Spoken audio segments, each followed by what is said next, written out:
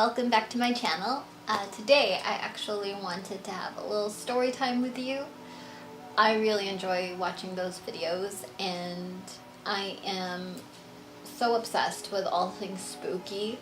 I've always been a believer in ghosts and the paranormal, not every single paranormal creature, but I do believe in ghosts, I do believe in things that we can't see, and I just thought that would be a fun thing to share here on this channel, is just what my own experiences have been with the paranormal or supernatural, and any creatures that maybe I want to talk about down the line. But anyways, today I actually want to talk about this really frightening experience I had a few years back. It was a house I used to live in with my mom and my brothers. And okay. So I feel like I have to start at the beginning. Okay, so at the time I was incredibly obsessed with Ghost Adventures. I'm sure a lot of you know what it is. If you've clicked this and you like anything spooky and you like ghosts, you probably know what that show is. So at the time, I guess working with EVPs and understanding those and all that, it was all brand new to me, and I wanted to experiment with it. I wanted to see if I could catch any spirit voices. So at the time I was working in an office, and one of my coworkers, we were talking about ghosts, and she said that she had a recorder. I decided that maybe I could borrow it, and so yes, she gladly let me borrow it, and I took it home. And I remember that night, my mom and my brother, okay, so their bedroom was on the side of the house. It was my mom and my brother's room. And at the time my mom, because at the time my brother, he was a baby. He was maybe, I don't know, 3 or something. And then there was a little hallway that led into this back room where it was my brother's toy room. And that room always kind of gave me weird vibes. So I decided, oh, well, that would be the best place to set up a recorder and see if I catch anything.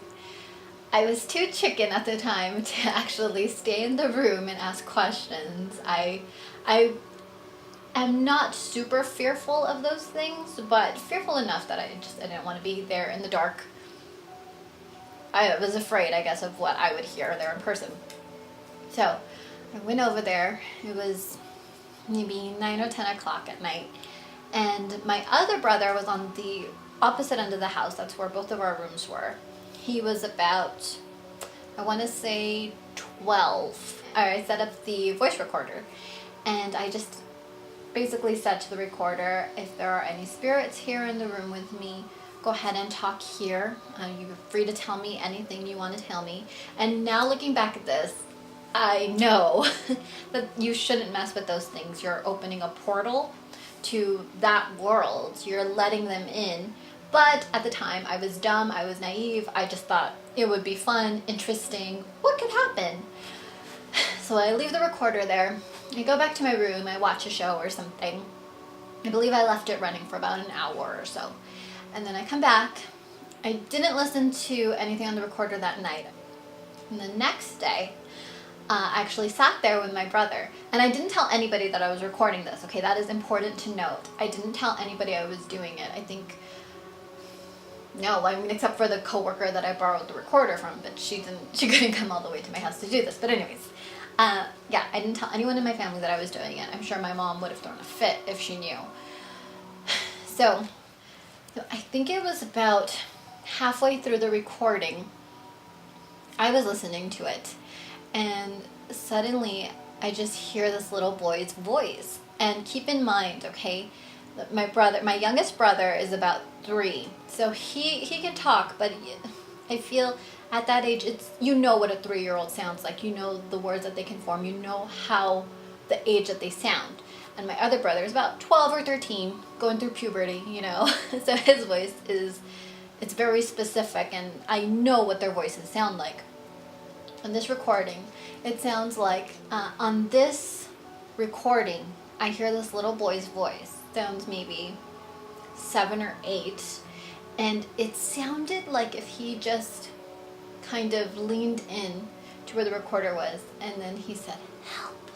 But the way he said it, I remember it didn't sound like somebody who needed help, you know, it sounded like somebody kind of mocking. And after that, you could just kind of hear like scraping and like if somebody was dragging things on some sort of maybe like tile or stone floor. We only had carpet there in the house. The only place that had actual tile was in the kitchen, but it was further away, and on this recording it sounded like if it was right there, like something was just being dragged back and forth, which was really creepy. Okay, so at the time, of course, I feel like anytime you're going through an experience like that, when it's something paranormal, your brain, even if you're open to it, your brain kind of just tries to think of every logical possibility of why you're hearing this. And I remember I was just like, is it one of my brothers? No, but that doesn't sound like any of my brothers. It's definitely not my littlest brother. He doesn't talk like that. He couldn't, and he didn't even know that I was recording. And my other brother, he definitely does not sound like a 7-year-old. He didn't know that I was recording. I believe he was asleep at the time that I was actually doing it. And his room was right across from mine, so I would have seen if he had left his room. So that was terrifying by itself, but I keep listening to the recording, and then you hear this man's voice come on. And keep in mind, my father, he does not live with us. There was no man living with us at the time. And he said something to the little boy, like, come here, or something. And it was like you could just hear mumbling between them. Then it sounded like if they were a little further away from the recording, I couldn't make out what they were saying. And then you just hear more scraping back and forth. And so that was all we caught on the recording at that time. But it was enough to seriously terrify me. My brother listened to it. I think he kind of just felt, he wasn't as scared as I was. He, I think, thought it was more cool. My mother listened to it because, I don't know, I couldn't believe we caught it. And I guess I kind of wanted her to know that, hey, I think our house is haunted.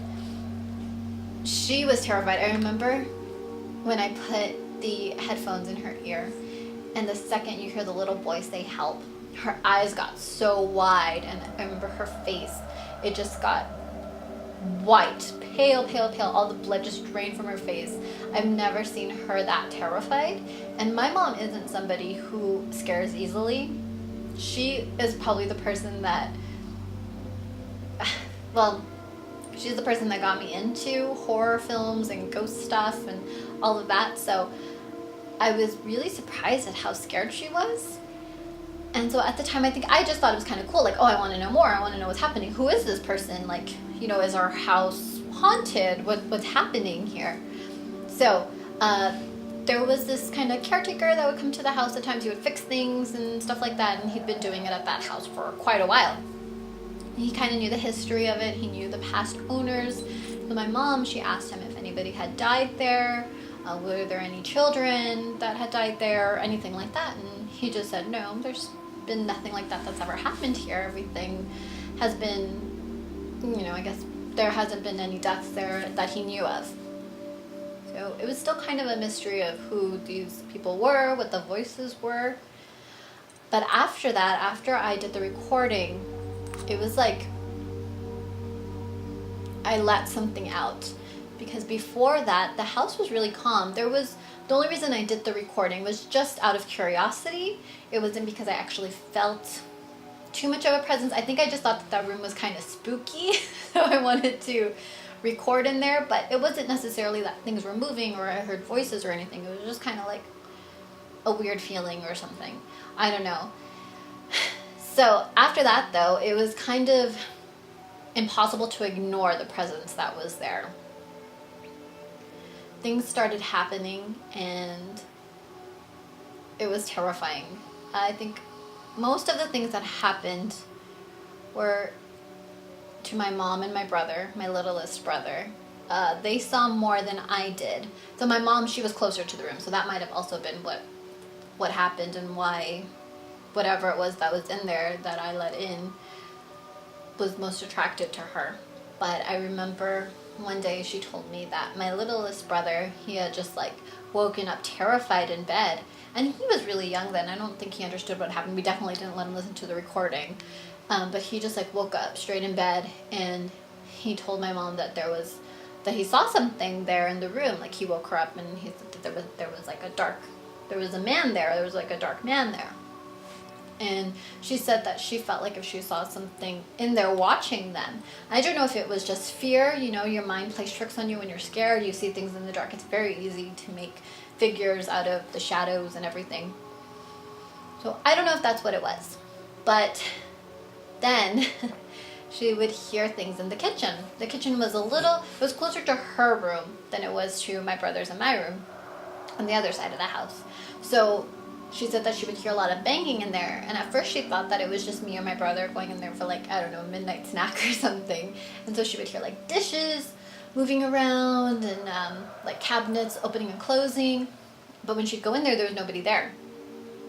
So that really freaked her out. And then the thing that I think really ended up scaring me, and I had watched enough things to know that that was really strange, is I remember waking up one day and my back was burning. I could feel like this, I don't know, this burning sensation on my back. And so I went over to my mom and I asked her to look, and I had 3 scratches on my back. And I knew from things I had seen that usually signifies that there is a demon around.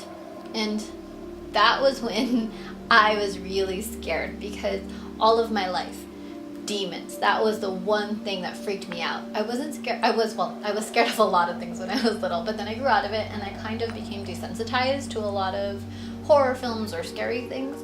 But demons were the one thing that just always freaked me out. That was like my biggest fear, to be possessed by a demon, because I saw The Exorcist way too young in my life. So that was when I was just like, oh my gosh, did I let a demon in here? What happened? And then at the same time, I kind of thought, well, I don't know, maybe I somehow scratched my back and it just happened to be 3 marks, that could happen. So, after that, my mother, she said that she was walking one day into her bathroom, and that the towel just kind of like flew at her. And it seemed like, I think our fear made the entity in there more powerful. It gave it the strength to get braver and do worse and worse things to us and make us play with us. And it just always felt like if there was something watching you. And I especially felt that. I felt like something was watching me. And I remember one day kind of saying something to it, saying like, leave me alone or something like that. And I just started to feel like this burning sensation on my leg, on my ankle. And I looked, and again, 3 scratches right across. And so after that, I kind of I was scared, but I also wanted to be brave, because I felt from everything that I'd seen, being scared and showing that fear gives it more power. And so I kind of just tried to shut it out whenever I could. It was so difficult, but I tried to shut it out. And then after that, my younger brother, not the littlest one, but my middle brother, he ended up with scratch marks, 3 scratches. I don't remember if it was on his arm or on his back too, but it kind of seemed like if the demon or whatever it was after us, or, obviously he was after us, but I don't know if he was trying to mark us or what that meant exactly. All I knew is that I think at that point I knew I messed with something that I didn't understand, and I let something in that I shouldn't have. By then my mom was terrified, so she asked the church that my grandma went to, she asked these ladies to come and bless the house and pray. And I'm not a religious person. My mom's not really a religious person, but I guess things like that make you feel more religious, and you want to kind of cling on to something that makes you feel safe. And so I understood that. I didn't have a problem with it. Okay, so she invited these ladies to come and bless the house. And she asked me that day to take my littlest brother to the park. There was a park nearby where we lived. If I could take him over there. Well, the ladies did that because she didn't want him in the house when that happened. So, it's fine. I took him to the park. And then when I came back, the ladies were all there. And they all had investigated the house. I'm honestly still not sure to this day if they had experience with ghosts or they were part-time paranormal investigators or what it was, but they seemed to know a lot about it, or at least they told my mom that they did. And they said that they sensed a demonic presence there, and that it wanted me. That it had, I guess, made a claim on my soul, and it wanted to take it for its own. And they also said, though, that it had a lot to do with the books that I had, and they also said that it had a lot to do with the things that I owned, because I love vampires, as you can tell. I love vampires, I love witches, I love all of that stuff, and so I have a lot of fiction books that center around it. I think at that time I also had my very first Living Dead doll, which was in this little vampire porcelain doll. And I guess they saw that spooky stuff that I had, and so they said that I kind of invited it in with that it was, you know, the devil's things and that stuff. I just felt kind of, I just didn't believe that stuff. I don't think that had anything to do at all with inviting this presence, and I do think that setting up that recorder did, but that stuff I didn't believe. But my mom insisted that the women all stand around me and pray over me, and I guess try to take away whatever darkness this demon had imprinted on me. They just all gathered around me, these little ladies, and they just started praying. And I think, like, yeah, they all had their hands on me, and I was so uncomfortable. Again, not being super religious, it was an experience for me, but I knew it made my mom feel better, so I allowed them to do it, and I figured, you know, it couldn't hurt. So they prayed, they left. My mom wanted me to get rid of all of my vampire books and witchy stuff, and I said no, and she said that it was the demon trying to keep me from getting rid of those things. But in the end, I kept all of those things because, no, I felt like that had nothing to do with it. But everything else that happened in that house was definitely terrifying. And after that, I ended up moving out pretty shortly after. And it was for separate reasons, not because of any spirits or anything. I moved out, and my mom ended up moving as well, so don't know what happened after that. It doesn't seem like if the demon followed us anywhere. I have heard that can happen, though. But lucky for us, we haven't had any experiences of that nature since, but I think it at least helped me face my fear about demons. And I'm just grateful that it hasn't caused any nightmares or anything like that. I think after it happened, it was an experience, and it was one of those things where if it didn't happen to me, I don't think I'd believe it from anyone. Like, if somebody told me this story, I wouldn't believe that it happened, because it seems so crazy and something out of the movies, I mean, but...